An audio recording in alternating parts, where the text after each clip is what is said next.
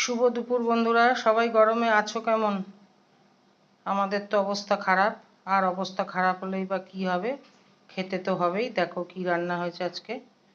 এই যে ভাত, শসা, সাথে আছে লঙ্কা, বড়া ভাজা আছে বলে লঙ্কা দিয়েছি, লঙ্কা দিয়ে খাবে।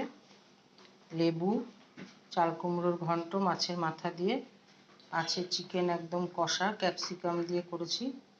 আর এই হলো আমের একদম জেলি আচার,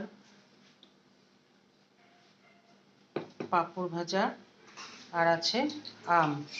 এই যে আম ছাড়িয়ে নিয়েছি। আম আমি কিন্তু অনেকক্ষণ আগে, মানে 2-3 ঘন্টা আগে সকালবেলায় একদম জলের মধ্যে ভিজিয়ে রেখেছিলাম। বন্ধুরা, তোমরাও ওরকম করবে। আম যে কোনো ফলই খাওয়ার আগে জলে ভিজিয়ে রেখে তারপরে খাবে। এই যে দেখো, আজকে আমাদের খাবার দাবারের আয়োজন যদি দেখে ভালো লাগে, লাইক কমেন্ট করো। সবাই ভালো থেকো, সুস্থ থেকো, সাবধানে থেকো।